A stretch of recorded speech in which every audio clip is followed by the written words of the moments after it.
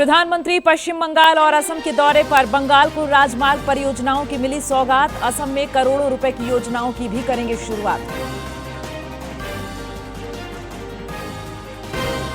Jharkhand high court ने पथ निर्माण विभाग के प्रधान सचिव और कार्मिक सचिव के खिलाफ जारी किया अवमानना का नोटिस। नियुक्ति नियमावली लागू नहीं करने पर जताई नाराजगी।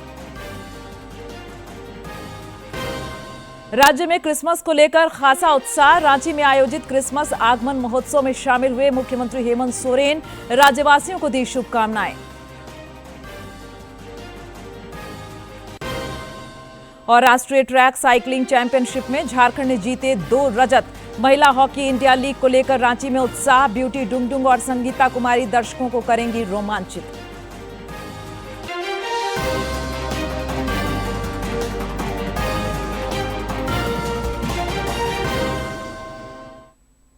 नमस्कार, खबरें झारखंड में आपका स्वागत है। मैं हूं प्रियंका और अब समाचार विस्तार से। बुलेटिन की शुरुआत करेंगे प्रधानमंत्री नरेंद्र मोदी के पश्चिम बंगाल और असम के दौरे के साथ। प्रधानमंत्री नरेंद्र मोदी आज पश्चिम बंगाल और असम का दौरा करेंगे। श्री मोदी पश्चिम बंगाल के नदिया जिले के राना घाट में 2 राष्ट्रीय राजमार्ग परियोजनाओं की आधारशिला रखेंगे और उद्घाटन करेंगे। इसके बाद प्रधानमंत्री असम के लिए रवाना होंगे। वे असम में करोड़ों रुपए की कई विकास परियोजनाओं का शिलान्यास और उद्घाटन करेंगे। पश्चिम बंगाल में 3,200 करोड़ रुपए की 2 राष्ट्रीय राजमार्ग परियोजनाओं का शुभारंभ और शिलान्यास करेंगे। इनमें नादिया जिले में राष्ट्रीय राजमार्ग 34 के 12 जागुली कृष्णनगर मार्ग पर 66.7 किलोमीटर लंबे 4 लेन का उद्घाटन और उत्तर 24 परगना जिले में राष्ट्रीय राजमार्ग 34 के 12 जागुली मार्ग पर 17.6 किलोमीटर लंबे 4 लेन का शिलान्यास शामिल है। इन परियोजनाओं से क्षेत्र में कनेक्टिविटी बढ़ेगी और आर्थिक प्रगति के नए द्वार खुलेंगे। कोलकाता और सिलीगुड़ी के बीच बेहतर संपर्क, यात्रा समय में कमी और क्षेत्र में पर्यटन विकास को भी इससे बहुत मदद मिलेगी। यशस्वी प्रधानमंत्री यहाँ पे आ रहे हैं, इसलिए हम सबको बहुत खुश हो रहे हैं, क्योंकि ऐसे प्रधानमंत्री हमारा पहले कभी ना आया यहाँ पे। देश की उन्नयन कर रहे हैं और देश की अच्छी काम कर रहे हैं, इसलिए हमें नरेंद्र मोदी की बहुत जरूरी है। नरेंद्र मोदी की सरकार आना हमारे लिए बहुत सौभाग्य की बात है। नरेंद्र मोदी जी आ रहे हैं तो ये तो बहुत उत्साह की बात हुआ, बहुत अनुप्रेरणा की बात हुआ। नरेंद्र मोदी जी तो आइडल है। डबल इंजन की सरकार चाहिए। सेंट्रल में भी जैसे है, central ruling party is BJP and state ruling party also we are looking towards BJP only. प्रधानमंत्री नरेंद्र मोदी पश्चिम बंगाल के दौरे के बाद असम का भी दौरा करेंगे। प्रधानमंत्री असम में करोड़ों रुपए की कई विकास परियोजनाओं का शिलान्यास और उद्घाटन करेंगे।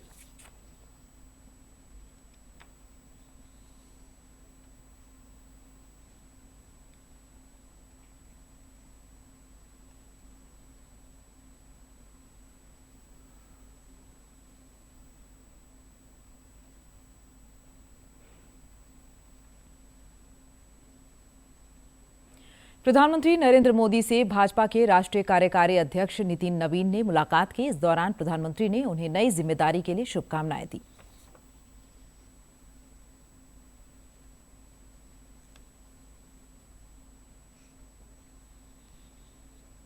भाजपा के राष्ट्रीय कार्यकारी अध्यक्ष नितिन नवीन ने शुक्रवार को प्रधानमंत्री नरेंद्र मोदी से उनके आवास पर शिष्टाचार मुलाकात की। इस मौके पर प्रधानमंत्री नरेंद्र मोदी ने नितिन नवीन को भाजपा के राष्ट्रीय कार्यकारी अध्यक्ष बनने पर बधाई दी। प्रधानमंत्री नरेंद्र मोदी ने अपने सोशल मीडिया पर पोस्ट करते हुए एक्स पर लिखा कि बीजेपी के राष्ट्रीय कार्यकारी अध्यक्ष नितिन नवीन जी से मुलाकात की, उन्हें उनकी नई जिम्मेदारी के लिए बधाई दी और जमीनी स्तर पर पार्टी को मजबूत करने के उनके प्रयासों के लिए शुभकामनाएं दी। मुझे विश्वास है कि उनका संगठनात्मक और प्रशासनिक अनुभव पार्टी के लिए महत्वपूर्ण साबित होगा, क्योंकि हम सभी मिलकर लोगों की आकांक्षाओं को पूरा करने के लिए काम करेंगे।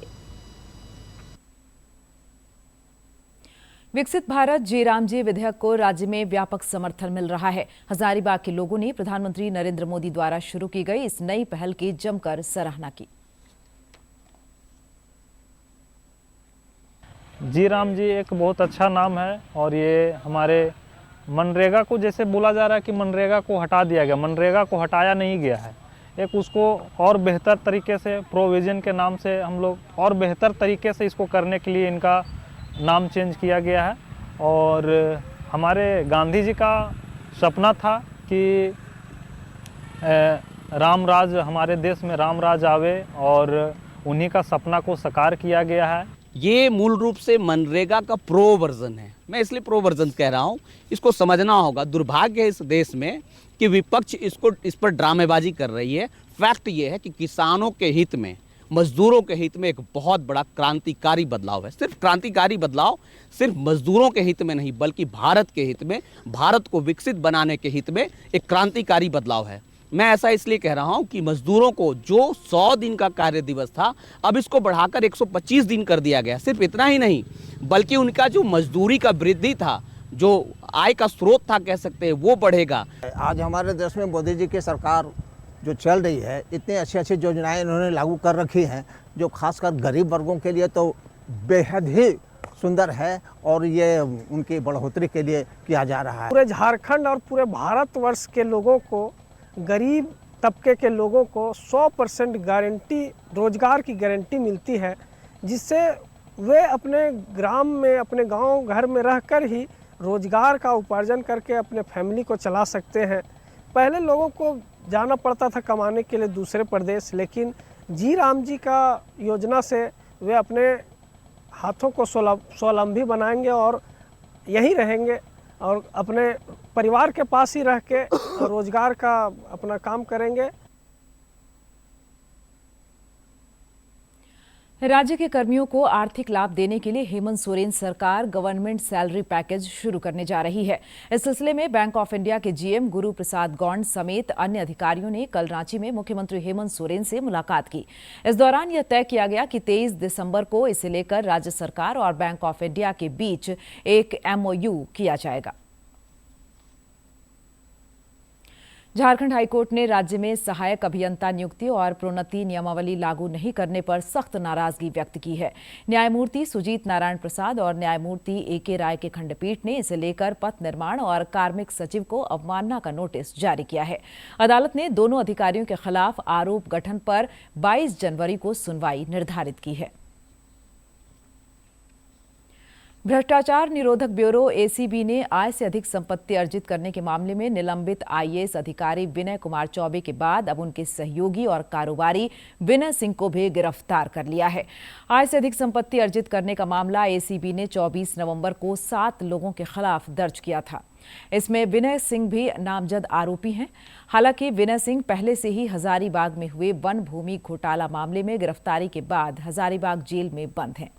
आय से अधिक संपत्ति मामले में गिरफ्तारी के बाद विनय सिंह की मुश्किलें और बढ़ गई है। अमर शहीद नीलांबर पीतांबर के वंशज रामनंदन सिंह खरवार का निधन हो गया। उन्होंने सदर प्रखंड के कोने गांव स्थित अपने आवास पर कल अंतिम सांस ली। मुख्यमंत्री हेमंत सोरेन समेत कई नेताओं ने उनके निधन पर शोक व्यक्त किया है। मुख्यमंत्री ने अपने शोक संदेश में कहा कि उनका निधन राज्य के लिए अपूरणीय क्षति है। उन्होंने मरांग बुरु से दिवंगत आत्मा की शांति प्रदान करने की प्रार्थना की।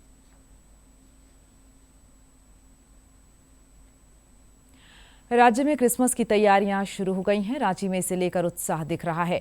इस कड़ी में लोयला ग्राउंड में क्रिसमस आगमन महोत्सव का आयोजन किया गया। इसमें मुख्यमंत्री हेमंत सोरेन, मंत्री शिल्पी नेहा तिर्की, विधायक कल्पना सोरेन और पूर्व मंत्री बंधु तिर्की समेत कई गणमान्य लोग शामिल हुए।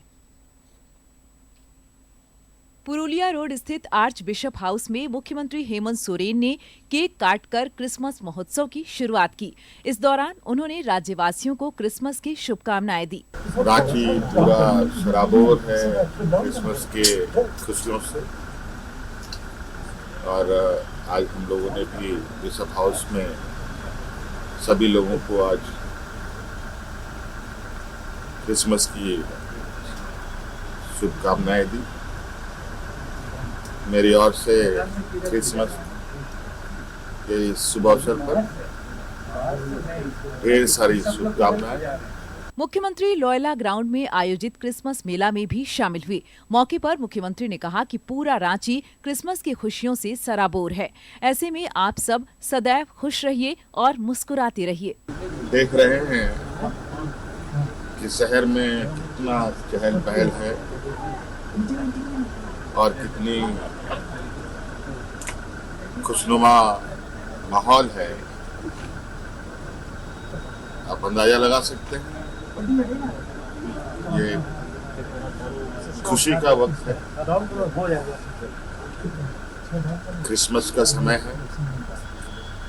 जैसे अभी आप हंस रहे हैं, खिलखिला रहे हैं, वैसे जीवन भर आप हंसते खेलते। क्रिसमस मेले में कैथोलिक, सीएनआई और जीएल चर्च के सदस्यों ने आकर्षक क्रिसमस गीत प्रस्तुत किए।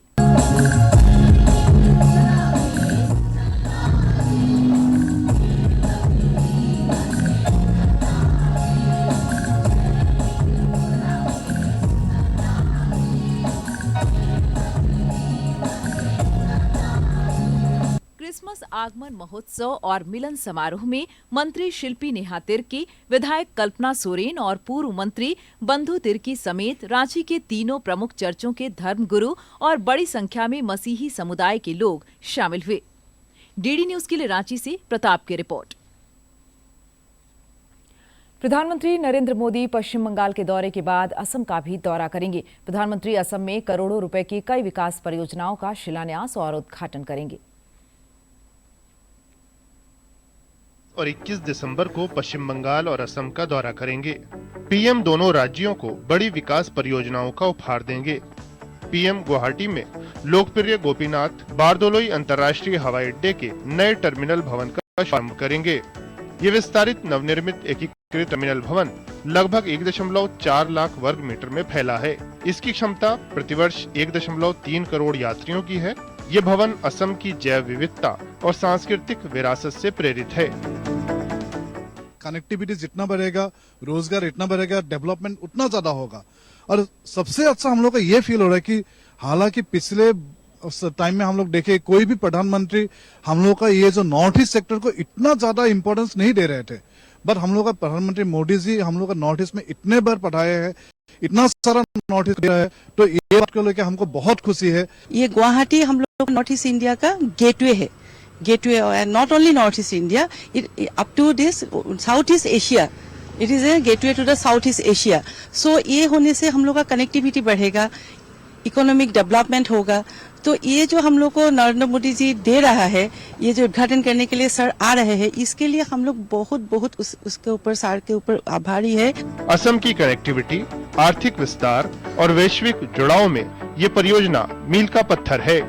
गेटवे ऑफ नॉर्थ ईस्ट, पूर्वोत्तर का जो गेटवे है गुवाहाटी, यहाँ से जहाँ एक तरफ पूर्वोत्तर के टूरिज्म में बढ़ावा मिलेगा, वहीं दूसरी तरफ यहाँ पर आम आदमी को रोजगार और इसके अलावा जो कनेक्टिविटी है, वो कनेक्टिविटी भी पहले से काफी अधिक हो जाएगी। कैमरामैन मानव के साथ मैं उर्मिलेश भट्ट, डीडी न्यूज गुवाहाटी। और अब खबर खेल के मैदान से। उत्तराखंड के रुद्रपुर में आयोजित 77वीं राष्ट्रीय ट्रैक साइकिलिंग चैंपियनशिप में के पहले दिन झारखंड ने 2 रजत पदक जीते। गोल्डन गर्ल सरिता कुमारी ने सीनियर वर्ग की 1 किलोमीटर टाइम ट्रायल में और काजल, सिंधु, निकिता और संजू की टीम ने जूनियर वर्ग की 4 किलोमीटर टीम परस्यूट स्पर्धा में यह सफलता हासिल की। महिला हॉकी इंडिया लीग का दूसरा चरण 28 दिसंबर से शुरू होगा। हॉकी लीग के मुकाबले रांची में भी खेले जाएंगे। इसे लेकर रांची में तैयारियां तेज कर दी गई हैं।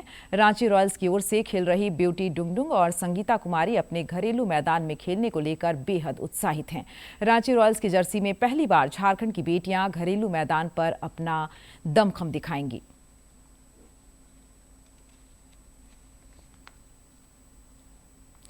Syed Mushtaq Ali T20 cricket tournament जीतकर रांची पहुंची झारखंड टीम का जोरदार स्वागत हुआ। एयरपोर्ट, सीएम आवास से लेकर JSCA स्टेडियम तक जश्न का माहौल दिखा।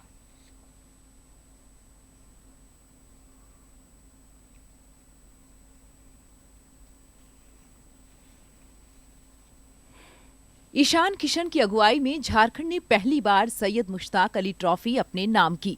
रांची एयरपोर्ट पहुंचने पर टीम का पारंपरिक तरीके से स्वागत हुआ और ईशान ने भी थिरक कर क्रिकेट प्रेमियों का हौसला बढ़ाया। इस दौरान पत्रकारों से बातचीत में ईशान किशन ने कहा कि बहुत अच्छा खेले, मजा आया और ऐसे ही आगे भी जीतते रहेंगे। और हम लोग बेटर कैसे कर सकते हैं अपने क्रिकेट को, उसके बारे में चर्चा की। सो आगे आने वाले टाइम पे मुझे लगता है हम लोग काफी ऐसे ट्रॉफीज जीतेंगे। अब देखिए, हमारा काम है सिर्फ परफॉर्मेंस करना, तो हम लोग बस फोकस कर रहे हैं परफॉर्म करने पे। टीम अच्छा करेगी, क्वालिफाई करेगी तो प्लेयर का भी ग्रोथ होगा। तो हमारा काम है सिर्फ जीतना। अभी काफी माइंडसेट चेंज था इस बार, सब लोग बहुत डोमिनेटिंग थे, सब लोग प्लेयर्स अच्छा करना चाहते थे, टीम को जिताना चाहते थे। हमारे नए सेक्रेटरी बने हैं, उनका काफी सपोर्ट था टीम में, तो ओवरऑल हम लोग को बहुत ज्यादा सपोर्ट मिल रहा था हर तरफ से। झारखंड टीम के अन्य खिलाड़ी भी काफी उत्साहित नजर आए। रॉबिन मिंज ने कहा कि ट्रॉफी जीतने के बाद खिलाड़ियों का हौसला काफी बढ़ा है। निश्चित ही झारखंड के खिलाड़ी देश स्तर पर और बेहतर करेंगे। जो वो कोशिश हम लोग कर रहे थे कि टीम को एकजुट रखे, और उसमें जो ईशान्य का भूमिका भी रहा, वो हम लोग के साथ इतना अच्छा कंबाइन होके उसने ही शुरू से ही स्टार्ट से ही कोशिश किया कि कैसे भी हम लोग को इस बार टीम को ऊपर लेके जाना है। और उसके बाद जब हम लोग सुपर लीग में पहुंचे तो उसके बाद आप लोगों को मालूम ही है, ऐसा क्रिकेट हम लोग झारखंड मतलब पहले कभी नहीं खेली थी। एक एक लड़के ने उस तरह का परफॉर्मेंस किया और आज के डेट में वो हम लोग अभी चैंपियन होकर आपके सामने है। झारखंड फर्स्ट टाइम चैंपियन हुआ है। जेएससीए के अध्यक्ष अजयनाथ शाहदेव ने कहा कि इस ऐतिहासिक जीत ने राष्ट्रीय स्तर पर ध्यान खींचा है। उन्होंने भरोसा जताया कि ईशान जल्द ही भारतीय टीम में वापसी करेंगे। देखिए, माननीय मुख्यमंत्री हेमंत सोरेन जी से, कल्पना सोरेन जी से जो हमारी टीम की मुलाकात हुई बहुत अच्छी है और बहुत ही गर्मजोशी से वो मिले पूरी टीम से। उनको भी खुशी है कि हमारे झारखंड की टीम चैंपियन हुई है। T20 में पूरे देश का नंबर 1 टीम बनना एक बड़ी बात है, हम सबके लिए गर्व की बात है। और सीएम साहब भी उनको भी काफी एक गर्व की अनुभूति है। टीम के खिलाड़ी मुख्यमंत्री से मिलने भी सीएम आवास पहुंचे। मुख्यमंत्री ने इस ऐतिहासिक जीत के लिए सभी खिलाड़ियों को शुभकामनाएं और बधाई दी। उन्होंने कहा कि इस जीत पर पूरे राज्य को गर्व है। डीडी न्यूज के लिए रांची से प्रताप की रिपोर्ट। विधानसभा अध्यक्ष रविंद्रनाथ महतो ने एशियन यूथ पैरा गेम्स 2025 के पदक विजेता तीरंदाज झोंगो पाहन को सम्मानित किया। खूंटी के झोंगो ने तीरंदाजी में स्वर्ण और रजत पदक जीतकर देश का नाम रोशन किया है।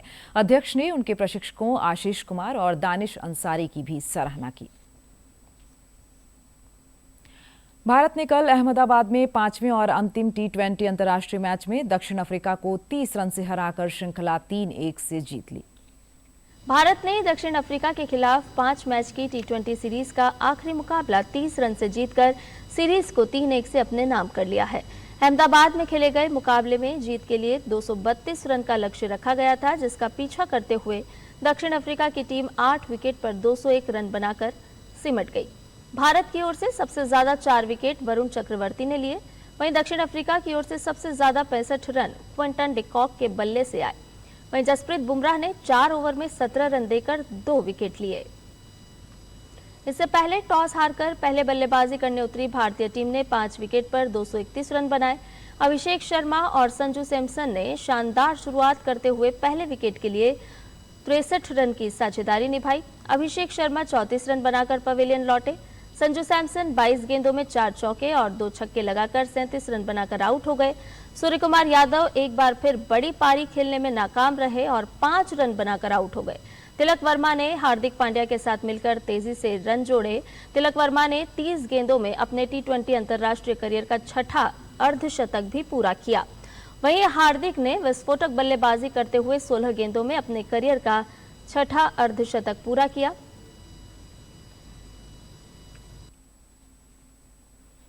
T20 विश्व कप क्रिकेट के लिए आज भारतीय टीम की घोषणा की जाएगी।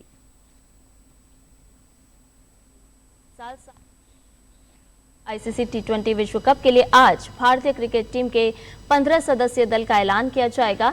इसके लिए आज मुंबई में बीसीसीआई की चयन समिति की बैठक होगी। इस बैठक में न्यूजीलैंड के खिलाफ सीरीज के लिए भी टीम चुनी जाएगी। उपकप्तान शुभमन गिल और कप्तान सूर्यकुमार यादव की खराब फॉर्म टीम प्रबंधन के लिए चिंता का विषय बनी हुई है। T20 विश्व कप में भारतीय टीम अपने अभियान की शुरुआत अमेरिका के खिलाफ 7 फरवरी को करेगी। ये मुकाबला मुंबई में खेला जाएगा और इसके बाद भारत और नामीबिया के बीच मैच नई दिल्ली में 12 फरवरी को खेला जाएगा।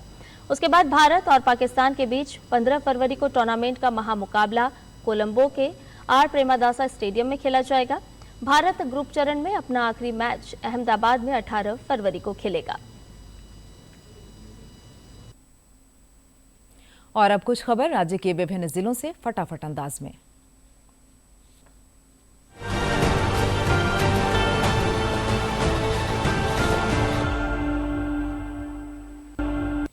धनबाद में उपायुक्त आदित्य रंजन की अध्यक्षता में पीडीएस डीलरों के बीच 4G ई-पोस मशीन का वितरण किया गया। डीलरों को मशीन संचालन का प्रशिक्षण दिया गया और लाभुकों से अच्छा व्यवहार रखते हुए ससमय खाद्यान्न और आवश्यक सामग्री वितरण के निर्देश दिए गए। धनबाद समाहरणालय में प्रभारी जन शिकायत पदाधिकारी नियाज अहमद ने जनता दरबार में विभिन्न क्षेत्रों से आए लोगों की समस्याएं सुनी। आवेदनों को संबंधित पदाधिकारियों को भेजकर निष्पादन के निर्देश दिए गए। प्रशासन ने नियमानुसार समस्याओं के समाधान का भरोसा दिलाया। डाल्टनगंज में 21 दिसंबर को federation of Jharkhand chamber of commerce की कार्यकारिणी समिति की बैठक होगी। इसे लेकर चैम्बर भवन में समीक्षा बैठक की गई। बैठक में कार्यक्रम की रूपरेखा, सहभागिता और पलामू प्रमंडल की व्यापारिक और औद्योगिक समस्याओं पर चर्चा की गई। दुमका में क्रिसमस के अवसर पर JSLPS के तत्वाधान में सदर प्रखंड मुख्यालय गेट पर दीदी की दुकान का संचालन किया जा रहा है। ग्रामीण महिलाओं द्वारा तैयार डोनट केक, फ्रूट केक, ठेकुआ और अरसा जैसे उत्पादों को सीधा बाजार उपलब्ध कराया जा रहा है, जिससे महिलाओं को आत्मनिर्भरता मिल रही है। गिरिडीह में गुड गवर्नेंस वीक प्रशासन गांव की ओर अभियान की शुरुआत हुई, जो 25 दिसंबर तक चलेगा। जिले के सभी प्रखंडों और पंचायतों में विशेष शिविर लगाकर जन कल्याणकारी योजनाओं की पहुंच सुनिश्चित की जाएगी। जन शिकायतों का ऑन स्पॉट समाधान होगा और दैनिक प्रगति पोर्टल पर अपलोड की जाएगी।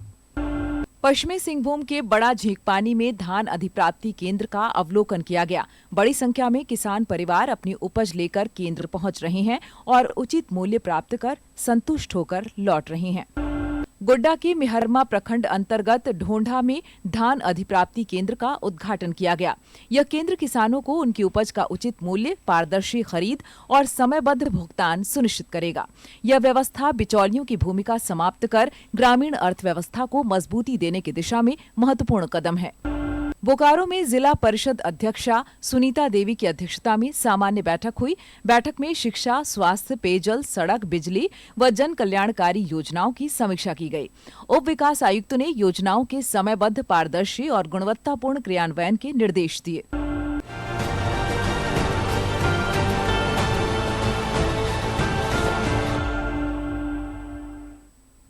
और अब जानते हैं किन बातों के लिए इतिहास के पन्नों में आज का दिन खास है।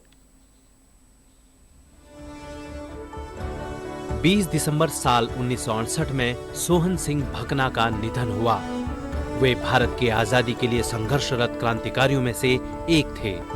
सोहन सिंह अमेरिका में लाला हरदयाल द्वारा गठित गदर पार्टी के प्रमुख नेताओं में से एक थे। लाला हरदयाल ने अमेरिका में पैसिफिक कोस्ट हिंदी एसोसिएशन नाम की एक संस्था बनाई, जिसका अध्यक्ष सोहन सिंह भकना को बनाया गया। 20 दिसंबर साल 2005 में संयुक्त राष्ट्र द्वारा अंतर्राष्ट्रीय मानव एकता दिवस मनाने की शुरुआत हुई। इस दिवस का उद्देश्य है लोगों को विविधता में एकता का महत्व बताते हुए जागरूकता फैलाना। दुनिया के विभिन्न देश इस दिन अपनी जनता के बीच शांति, भाईचारा, प्यार, सौहार्द और एकता के संदेश का प्रसार करते हैं।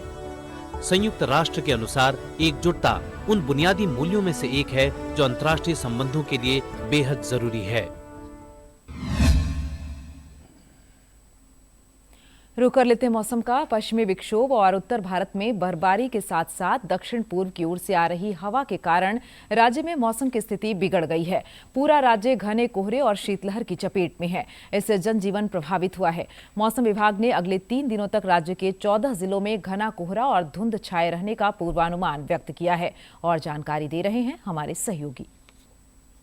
राज्य में कोहरे और ठंड का सितम जारी है।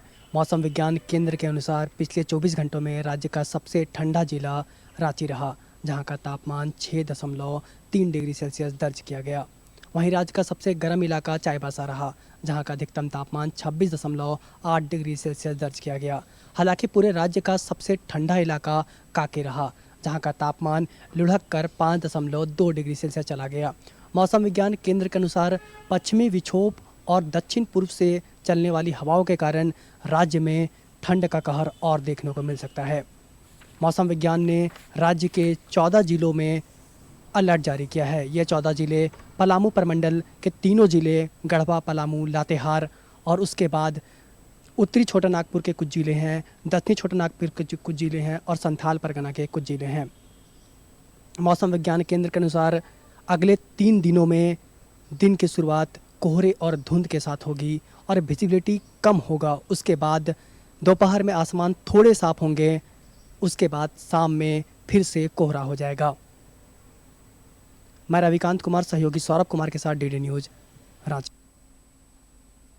झारखंड अपनी प्राकृतिक सुंदरता के लिए जाना जाता है और इसी कड़ी में हजारीबाग का जवाहर घाट एक नए और रोमांचक पर्यटन स्थल के रूप में उभर रहा है।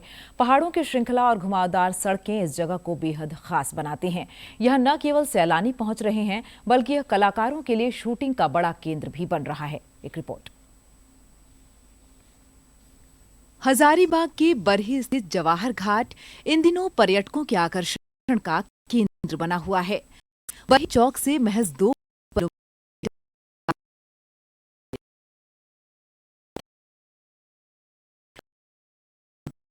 छोटे छोटे टापू इसे किसी जन्नत जैसा एहसास कराते हैं।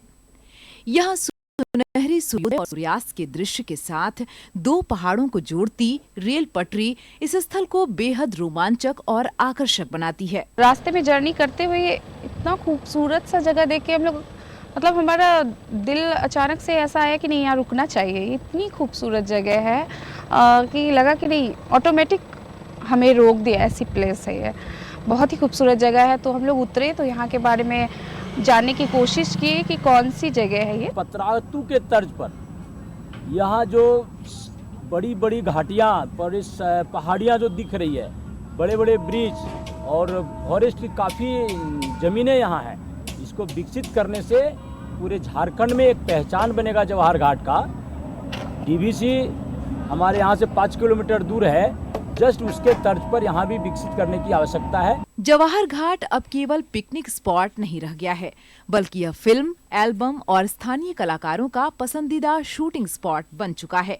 कलाकारों का मानना है कि यहाँ की प्राकृतिक लाइटिंग और बैकग्राउंड शानदार है। घूमने फिरने के साथ साथ यहाँ का खान पान भी चर्चा में है। यहाँ मिलने वाली ताज़ा झींगा और रेहू मछली का स्वाद पर्यटकों को खूब लुभाता है। मछली के शौकीन यहाँ रुककर प्रकृति और स्वाद दोनों का लुत्फ उठाते हैं। यहाँ का नज़ारा इतना सुंदर सा है जो कि अक्सर हम लोग यहाँ पे आए करते पिकनिक मनाने के लिए। यहाँ का बहुत सारा चीज़ है, हम लोग को अपने से खाना बनाते हैं। इधर का बहुत चीज़ है कि मिल जाता है, ना लकड़ी खोजने की व्यवस्था पड़ता, ना ही गैस लेकर आने की ज़रूरत पड़ती है। यहाँ पे लकड़ी है कि आसानी से आपको मिल जाएगा और अपनी फैमिली के साथ आकर बहुत अच्छा से यहाँ पिकनिक मना सकते हैं।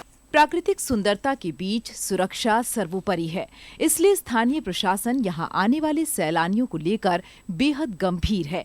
बरही के अनुमंडल पुलिस पदाधिकारी ने पर्यटकों से अपील की है कि वे पानी की गहराई में न जाएं और अपनी सुरक्षा का विशेष ध्यान रखें। मैं लोगों को अपील करूंगा कि आप यहाँ पे तिलैया डैम घूमने के लिए आए, अपने सेफ्टी का थोड़ा ध्यान रखेंगे, आप गहरे पानी पे ना जाएं। साथ ही साथ अगर आप बोटिंग कर रहे हैं तो सुरक्षा जो जैकेट होता है वो सुरक्षा जैकेट का ज़रूर प्रयोग करें।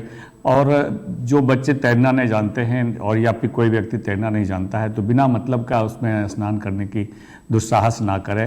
प्रकृति और रोमांच का यह अद्भुत संगम जवाहर घाट निश्चित रूप से झारखंड के पर्यटन मानचित्र पर अपनी एक अलग पहचान बना रहा है। बस जरूरत है तो यहाँ बुनियादी सुविधाओं को और बेहतर करने की। डीडी न्यूज के लिए हजारीबाग से नितेश की रिपोर्ट। अंत में मुख्य समाचार एक बार फिर।